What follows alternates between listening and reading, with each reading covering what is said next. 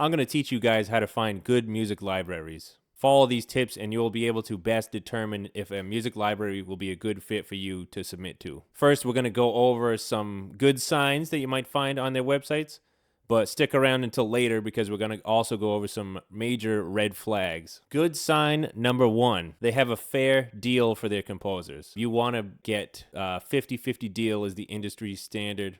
If you can get better than that, that's good, but definitely don't settle for any less than 50%.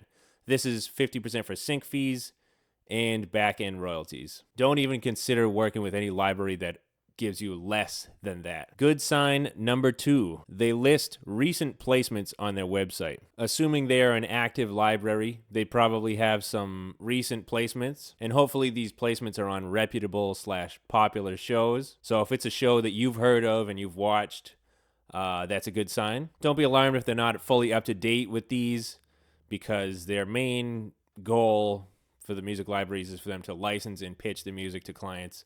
They probably update the websites once or twice a year, I would guess. So basically anything in the last 2 to 3 years-ish. If they have placements on shows like that, very good sign. Good sign number 3, they have Subp Publishers in lots of territories. Subp Publishers are other libraries that represent the main library's music in other territories. For example, there's a library called Red Igloo, and they sub-publish a lot of libraries in South Africa, so they're active in South Africa. The more territories they are active in, the more opportunities your music has to get licensed. Bonus points in this category if they have major sub-publishers, and by that I mean Warner Brothers, Universal, BMG, anything like that. So to find their sub-publishers, look on the library's licensing page or their contact page, and hopefully they have a list on one of those pages so you can see all of their sub-publishers, and it's a good sign if they have a bunch, especially major players like Universal, like I said.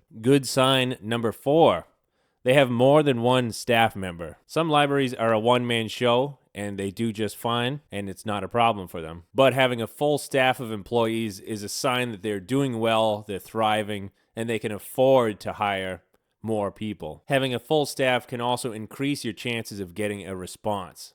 So if they have an A&R person, that's probably who you would submit to, and then they have other people who are dedicated to just licensing music with clients. So having a larger staff is a good sign in my opinion. Good sign number 5, they've won some awards for production music.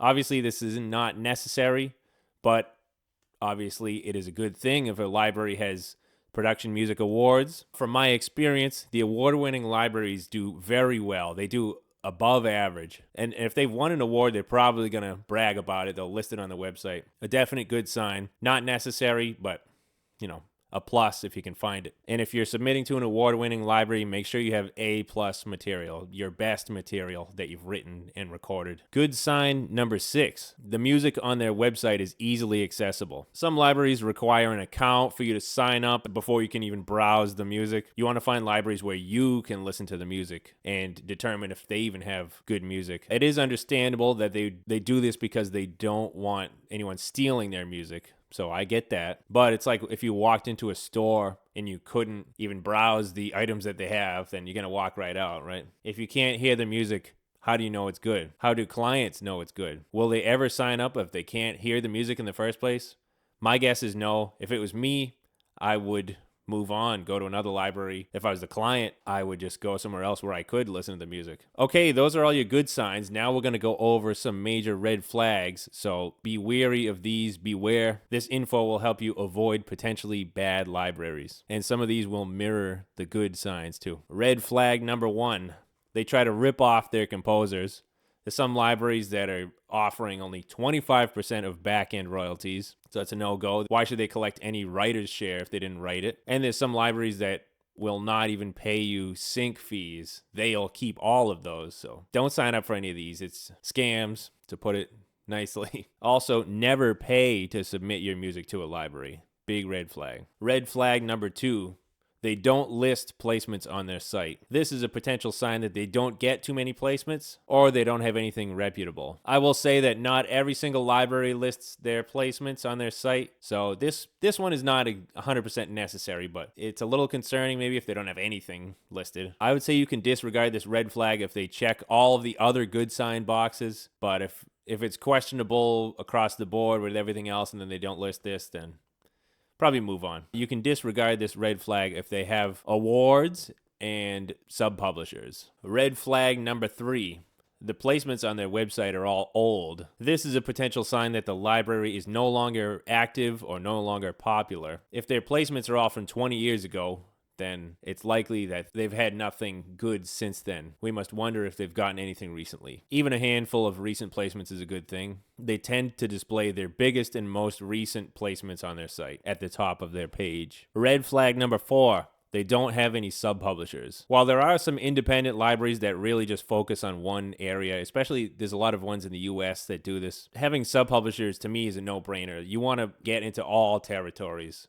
All right, you can do pretty well, and some of the US libraries, they specialize on, we're going to call it mid-tier TV, so MTV and VH1 and Bravo and stuff like that. It's good to have probably some experience with libraries like this, but if your goal is for every piece of music you have to be getting out there throughout the world, then a library that doesn't sub-publish might be a bit of a red flag. I haven't come across any libraries that work with all territories without sub-publishing.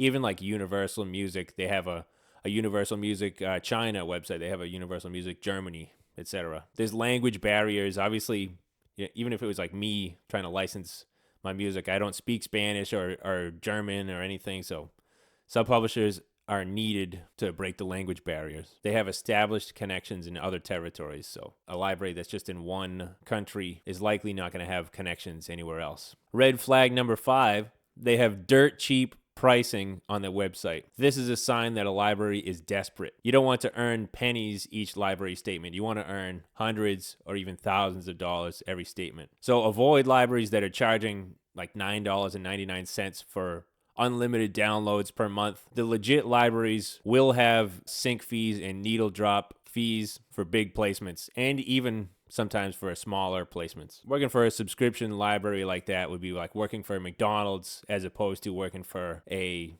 gourmet steakhouse. Just know your worth. If you are just starting and, you know that your worth isn't that much, then maybe getting your feet wet with some subscription libraries isn't the worst thing. Red flag number 6, their music is nowhere to be found. If you can't listen to the music, or they plan to send a hard drive to their potential clients, then it sounds like more trouble than it's worth for their clients. Accessibility is everything for the clients. And red flag number 7, their website only talks about composer submissions and doesn't talk about licensing music to clients. This is a sign that the library is new and inexperienced. Some new libraries are created by random composers who just think, oh, well, I'm sick of composing. I want to make my own library. While I do understand cutting out the middleman is a good idea, these libraries probably don't have a client base and they're relying on advertising to get off the ground. Avoid wasting your time with these unless you're very patient. All right, so those are my red flags and good signs. These are the things that I look for when I submit to new music libraries that I haven't worked with before. And also trial and error is invaluable in this business. You don't know